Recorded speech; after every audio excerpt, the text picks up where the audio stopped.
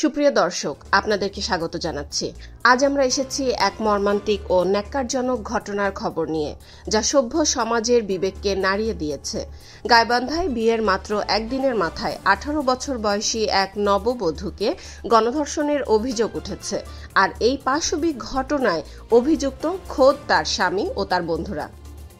এই ঘটনায় দায়ের করা মামলায় নববধূর স্বামীকে গ্রেফতার করে কারাগারে পাঠিয়েছে আদালত। চাঞ্চল্যকর এই ঘটনাটি ঘটেছে জেলার গোবিন্দগঞ্জ ও সাঘাটা উপজেলায়। পুলিশ ও মামলার এজাহার সূত্রে জানা যায়, গত বুধবার সাঘাটা উপজেলার এক যুবকের সাথে পার্শ্ববর্তী গোবিন্দগঞ্জ উপজেলার এক তরুণীর বিয়ে সম্পন্ন হয়। বিয়ের পর প্রথা অনুযায়ী নববধূকে বরের বাড়ি সাঘাটায় নিয়ে যাওয়া হয়। কিন্তু বিপত্তি ঘটে এর পরের দিনই। বৃহস্পতিবার বর তার 6 জন বন্ধুকে সাথে নিয়ে নববধূকে তার বাবার বাড়ি গোবিন্দগঞ্জে পৌঁছে দিতে যায়। অভিযোগ উঠেছে, ওই দিন রাতেই বর ও তার বন্ধুরা মিলে নববধূকে গণধর্ষণ করে। এই ঘটনা জানাজানি হলে নববধূর পরিবারের সদস্যরা বর ও তার বন্ধুদের ওপর চড়াও হয় এবং তাদের মারধর করে। পরবর্তীতে শুক্রবার নববধূর স্বজনেরা অভিযুক্ত বর সহ মোট 7 জনকে গোবিন্দগঞ্জ থানা পুলিশের হাতে তুলে দেয়। ঘটনার আকস্মিকতায় হতবিহ্বল হয়ে পড়ে সবাই।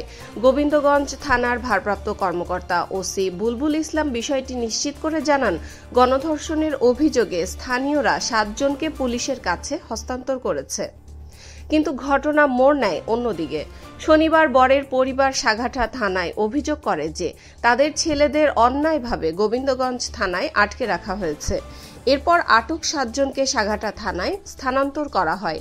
সেখানে নববধূর বড় ভাই বাদী হয়ে বরকে প্রধান আসামি এবং আরও 4-5 জন অজ্ঞাত ব্যক্তিকে আসামি করে একটি মামলা দায়ের করেন। এই বিষয়ে সাঘাটা থানার ভারপ্রাপ্ত কর্মকর্তা ওসি বাদশা আলম আজ অর্থাৎ রবিবার সকালে জানান, মামলায় অন্য 6 জনের নাম না থাকায় প্রাথমিক জিজ্ঞাসাবাদ শেষে তাদের ছেড়ে দেওয়া হয়েছে। তবে অভিযুক্ত অর্থাৎ নববধূর স্বামীকে গ্রেফতার দেখিয়ে আদালতের মাধ্যমে কারাগারে পাঠানো হয়েছে।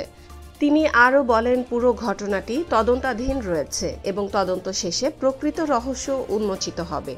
অন্যদিকে নির্যাতিতা নববধূকে শুক্রবার গোবিন্দগঞ্জ উপজেলা স্বাস্থ্য কমপ্লেক্সে ভর্তি করা হয়।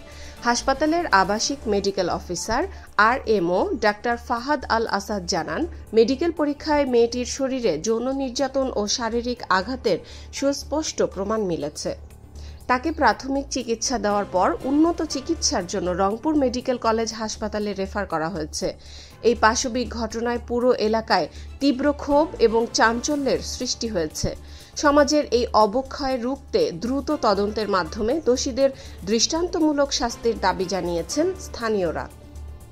এই অমানবিক ঘটনার সর্বশেষ খবর জানতে আমাদের সাথেই থাকুন। আমরা আপনাদের কাছে প্রতিটি মুহূর্তের আপডেট পৌঁছে দেব। ভিডিওটি সম্পর্কে আপনার মতামত কমেন্ট বক্সে জানান।